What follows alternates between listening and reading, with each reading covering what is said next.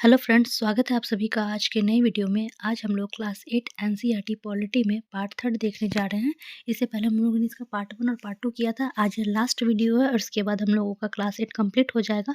अगर आप लोगों ने क्लास 8 नहीं देखा है तो जाकर प्लेलिस्ट में देख लेंगे और क्लास 6 और क्लास 7 ये सभी की वीडियोस प्लेलिस्ट में अवेलेबल है, आप उसको भी देख लेंगे। फिर आप लोगों का क्लास 6 टू 8 पॉलिटी कंप्लीट हो जाएगा।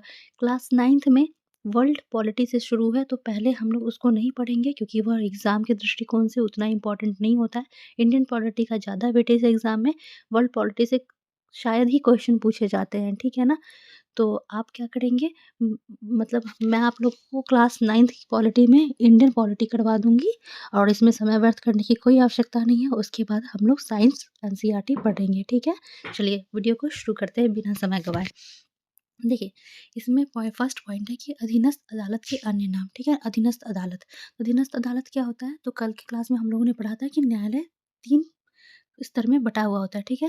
सबसे नीचे का स्तर होता है, सबसे निचला स्तर होता है अधीनस्थ न्यायालय, ठीक है? सेकंड में होता है उच्च न्यायालय, सेकंड में क्या होता है? उच्च न्यायालय और थर्ड में होता है उच्चतम न्यायालय, ठीक है? सेकंड में क्या होता है? उच्च न्यायालय और थर्ड में होता है उच्चतम न्यायालय, ठीक है? सुप्रीम कोर्ट जिसको बोलते हैं, सुप्रीम कोर्ट की स्थापना कब हुई थी? 26 जनवरी 1950 को और निर्वाचन आयोग या चुनाव आयोग की स्थापना कब हुई थी? 25 जनवरी 1950 को और 25 जनवरी 1950 को क्योंकि चुनाव आयोग की स्थापना हुई थी, इसलिए हम लोग प्रति वर्ष 25 जनवरी को मतदाता दिवस मनाते हैं, ठीक है? चलिए अब पॉइंट पे आते हैं। तो अधीनस्थ अदालत क्या है? वरीयता सूची में न्यायालय की वरीयता सूची में निचले क्रम पे है, ठीक है ना? तो इसका अन्य नाम क्या है? तो इसका अन्य नाम है ट्रायल कोर्ट या जिला न्यायालय, अतिरिक्त सत्र न्यायाधीश, प्रधान न्यायिक मजिस्ट्रेट, पॉलिटन मजिस्ट्रेट और सिविल जज न्यायालय, ठीक है ना? तो इसको आपको एक बार पढ़ना है, इसको रटने की कोशिश मत कीजिएगा। हाँ, ट्रायल कोर्ट समझने के लिए आप रखिएगा दिमाग में, ज़्यादा इसके लिए पैनिक नहीं होना है, ठीक है ना? चलिए, ये कॉन्सेप्ट की बात है, एनसीईआरटी में लिखा था तो हम लोगों ने लिख दिया इसको, चलिए। इसके बाद है दहेज हत्या। तो दहेज के कारण जो हत्याएँ होती है वह क्या है? समाज के विरुद्ध अपराध की श्रेणी में आती है, ठीक है ना? समाज के विरुद्ध अपराध की श्रेणी में आती है क्योंकि यह समाज के लिए एक विसंगति है, ठीक है? तो सरकार इसको दूर करने का काफ़ी प्रयास कर रही है। चलिए, नेक्स्ट पॉइंट है 1980 के दशक में सर्वोच्च न्यायालय ने जनहित याचिका की व्यवस्था विकसित की थी। कब की थी? 1980 के दशक में सर्वोच्च न्यायालय ने जनहित याचिका, ठीक है ना? इसकी व्यवस्था विकसित की थी और जनहित याचिका को शुरू करने का श्रेय किसे जाता है? तो ये जाता है पीएन भगवती को। किसे जाता है? पीएन भगवती को। भारत में जो जनहित याचिका की शुरुआत हुई है, इसके मुख्य प्रणेता कौन है? पीएन भगवती हैं, ठीक है ना? पीएन भगवती। चलिए आगे बढ़ते हैं। इसके बाद है अनुच्छेद 21। तो अनुच्छेद 21 के अंतर्गत क्या है? जीवन के मौलिक अधिकारों में भोजन का अधिकार भी शामिल है, ठीक है ना? अनुच्छेद 21 में क्या है? चलिए, मौलिक अधिकार तो सबसे पहले मौलिक अधिकार किस अनुच्छेद से किस अनुच्छेद तक है? तो यह अनुच्छेद 12 से अनुच्छेद 35 तक। चलिए, इसी के अंतर्गत अनुच्छेद 21 की बात की गई है जिसके अंतर्गत भोजन का अधिकार भी शामिल है। ऐसे अनुच्छेद 21 में है कि प्राण एवं दैहिक स्वतंत्रता का अधिकार, ठीक है ना? उसी में हम लोगों ने पढ़ा था भोजन का अधिकार, इसी में जल का अधिकार है, ठीक है ना? स्वच्छ हवा में साँस लेने का अधिकार है, जो कि हम लोग आगे की क्लास में विस्तृत रूप से पढ़ेंगे, ठीक है ना? चलिए, उसके बाद एनसीईआरटी में एक टर्म है स्ट्रीट वेंडर्स एक्ट, पथ विक्रेता विनियमन अधिनियम। कब आया था? 2014 में। तो स्ट्रीट वेंडर्स एक्ट क्या होता है? तो जो हम फुटपाथ पर विक्रेता को देखते हैं, जो फुटपाथ पर जो दुकान होते हैं, दुकानदार होते हैं, ठीक है ना?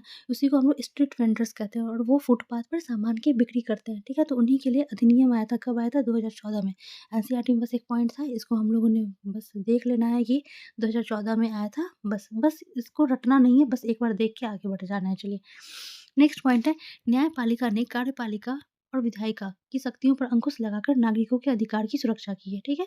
देखिए, न्यायपालिका क्या करती है? कार्यपालिका और विधायिकाओं की शक्तियों पर अंकुश लगाकर नागरिक के अधिकारों की सुरक्षा करती है। अर्थात जब नागरिक के अधिकार पर कार्यपालिका, ठीक है, कार्यपालिका का क्या कार्य होता है? कानून को लागू करना और विधायिका क्या होती है? कानून को बनाती है।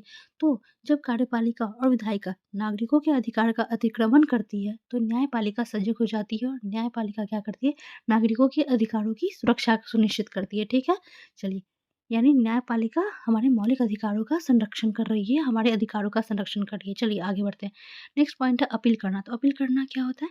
तो निचली अदालत के फैसले के विरुद्ध जब कोई पक्ष उस पर पुनर्विचार निचली अदालत के फैसले के विरुद्ध जब कोई पक्ष उस पर पुनर्विचार के लिए ऊपरी न्यायालय में जाता है, ठीक है? ऊपरी न्यायालय में जाता है तो इसे अपील करना कहा जाता है, ठीक है?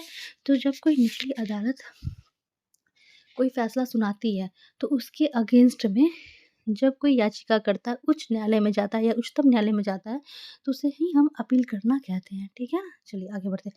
अनुच्छेद 22 क्या है? प्रत्येक व्यक्ति को अपने वकील के ज़रिए अपना बचाव करने का मौलिक अधिकार प्राप्त है, ठीक है ना? जैसे हम लोगों ने पढ़ा ना कि अनुच्छेद 20 क्या कहता है? दोष सिद्धि के संबंध में संरक्षण, ठीक है ना? जब किसी पर कोई दोष सिद्ध होता है, तो वह क्या करता है? तो उससे अपने आप को प्रोटेक्ट कर सकता है, ठीक है? और अनुच्छेद 22 क्या होता है?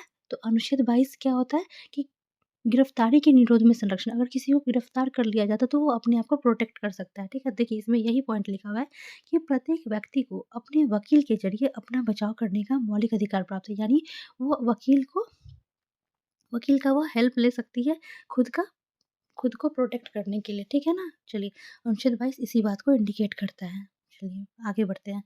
अब उसके बाद है अनुच्छेद 39 है। देखिए, इसमें जो भी छोटे-छोटे अनुच्छेद आ रहे हैं ना, उसको आप अच्छे से पढ़ते जाइए और अभी ही याद करते जाइए, ठीक है ना? एनसीईआरटी के अनुच्छेद हैं, तो इसको तो आप पढ़िए ही अच्छे से। अनुच्छेद 39 ए क्या है? तो ऐसे नागरिकों को वकील मुहैया कराने की ज़िम्मेदारी दी गई है। वकील मुहैया कराने की ज़िम्मेदारी राज्य के ऊपर सौंपी गई है, जो गरीबी या किसी और वजह से वकील नहीं रख सकते हैं, ठीक है ना? जैसे कि कोई अब मैं इसको बता ही देती हूँ। अनुच्छेद 39 ए प्रॉपर इसका डेफिनिशन होता है। प्रॉपर इसकी बात होती है कि समान न्याय या निःशुल्क विधिक सहायता है, ठीक है ना? निःशुल्क विधिक सहायता यानी निःशुल्क कानूनी सहायता उपलब्ध करानी है, अनुच्छेद 39 ए के तहत, ठीक है ना? और अनुच्छेद 38 क्या होता है? लोक कल्याणकारी राज्य की स्थापना, ठीक है? चलिए, अनुच्छेद 39 ए किसके अंतर्गत आएगा? तो यह आएगा राज्य की नीति निर्देशक तत्व के तहत, ठीक है ना? राज्य का नीति निर्देशक तत्व क्या है? भाग राज्य का नीति निर्देशक तत्व संविधान के भाग 4 में नीति निर्देशक तत्व क्या है? भाग 4 में अनुच्छेद 36 से 51, ठीक है ना? अनुच्छेद 36 से 51, ठीक है? और अनुच्छेद 36 से 51 तक है, तो ये जो अनुच्छेद 39 ए है, वह नीति निर्देशक तत्व के अंतर्गत आएगा, जिसके अंतर्गत क्या बात कही गई है? निःशुल्क कानूनी सहायता का अधिकार लोगों को प्राप्त किया गया है, जो अर्थात इसको समझाने का प्रयास यह किया जा सकता है कि वैसे लोग जो गरीब होते हैं, ठीक है ना? या किसी कारणवश अपने लिए कोई वकील नहीं रख पाते हैं, तो राज्य का कर्तव्य है कि वह उसके लिए वकील मुहैया कराएगी। चलिए, इसके बाद क्या है? संविधान के अनुच्छेद 22 और फौजदारी कानून में प्रत्येक गिरफ्तार व्यक्ति को निम्नलिखित मौलिक अधिकार प्रदान किए गए, ठीक है ना? चलिए, संविधान का अनुच्छेद 22 और जो फौजदारी कानून है, उसमें गिरफ्तार व्यक्तियों के लिए कुछ मौलिक अधिकार प्रदान किए गए, जो अभी हम लोग नीचे पढ़ेंगे। देखिए, क्या-क्या बातें, ये कॉन्सेप्ट की बातें हैं, इसको बस सुनते जाइए और आगे बढ़िए। देखिए, गिरफ्तारी के समय उसे यह जानने का अधिकार है कि गिरफ्तारी किस कारण से की जा रही है, ठीक है ना? जिसे गिरफ्तार किया जा रहा है, उसे उसका कारण पता होना चाहिए। नेक्स्ट पॉइंट है गिरफ्तारी के 24 घंटों के भीतर मजिस्ट्रेट के सामने पेश होने का अधिकार। जब उसे गिरफ्तार कर दिया जाता है, तो उसको 24 घंटे के भीतर कहाँ पेश किया जाता है? मजिस्ट्रेट के पास, ठीक है ना? 24 घंटे के भीतर। ये समय अवधि भी आप याद रखिएगा, 24 घंटा, ठीक है? नेक्स्ट पॉइंट है गिरफ्तारी के दौरान यातना से बचने का अधिकार। कभी-कभी क्या होता है, पुलिस हिरासत में जब व्यक्ति को रखा जाता है, तो उसे टॉर्चर किया जाता है, ठीक है ना? तो लोगों का मौलिक अधिकार है कि वह यातना से को बचने का अधिकार है, ठीक है ना? यानी उनको यातना नहीं दिया जाना चाहिए, नहीं दिया जा सकता है, उनकी मौलिक अधिकार है ये। नेक्स्ट पॉइंट है, पुलिस हिरासत में दिए गए इकबालिया बयान को आरोपी के खिलाफ सबूत के तौर पर इस्तेमाल नहीं किया जा सकता है, ठीक है ना? इसे इसलिए यह अधिकार इसलिए दिया गया है, क्योंकि होता क्या है कि ऐसा माना जाता है कि यह पुलिस के द्वारा ज़बरदस्ती उनके द्वारा बयान लिया जाता है, ठीक है ना? आरोपी से बयान लिया जाता है, ठीक है? और यह इसे प्रूफ़ नहीं माना जाता है, ठीक है ना? ये माना जाता है, कंसिडर किया जाता है कि ये मतलब हो सकता है उसे यातना के तहत उसे कोई बात स्वीकार की गई हो, ठीक है ना? तो उसको हम लोग सबूत के तौर पर इस्तेमाल नहीं कर सकते हैं, ठीक है ना? सबूत के तौर पर इसको इस्तेमाल नहीं किया जा सकता है, जो आरोपी के द्वारा इकबालिया बयान दिया जाता है। नेक्स्ट पॉइंट है 15 साल से कम उम्र के बालक, ठीक है? और किसी भी महिला को केवल सवाल पूछने के लिए थाने में नहीं बुलाया जा सकता, ठीक है ना? 15 साल से कम उम्र के बालक और किसी भी महिला को केवल क्वेश्चन पूछने के लिए थाना में नहीं बुलाया जा सकता है। तो चलिए आगे बढ़ते हैं। इसको आप लोग एक बार पढ़ लीजिएगा अच्छे से, ठीक है ना? ये कॉन्सेप्ट यहाँ कॉन्सेप्ट समझने की ज़रूरत है, इसको 2-3 बार पढ़ लीजिएगा, ठीक है ना? चलिए, आगे है कि सर्वोच्च न्यायालय ने किसी भी व्यक्ति की गिरफ्तारी, हिरासत एवं पूछताछ के बारे में पुलिस एवं अन्य संस्थाओं के लिए कुछ खास शर्त एवं प्रक्रियाएं तय की है। इन नियमों को डीके बसु दिशा निर्देश कहा जाता है। तो आपसे यह पूछ सकता है कि डीके बसु दिशा निर्देश का संबंध किससे है? ठीक है ना? डीके बसु दिशा निर्देश का संबंध किससे है? तो किसी भी व्यक्ति की गिरफ्तारी, हिरासत और पूछताछ के बारे में पुलिस एवं अन्य संस्थाओं के लिए कुछ खास शर्त और प्रक्रिया, ठीक है ना? मतलब गिरफ्तार व्यक्ति से संबंधित कुछ नियम कानून होंगे, उसी के बारे में डीके बसु दिशा निर्देशों में लिखा गया है। चलिए आगे बढ़ते हैं। अगला पॉइंट है, आदिवासी शब्द का मतलब होता है। तो आदिवासी शब्द का मतलब क्या होता है? मूल निवासी, ठीक है ना? आदिवासी शब्द का मतलब क्या होता है? मूल निवासी।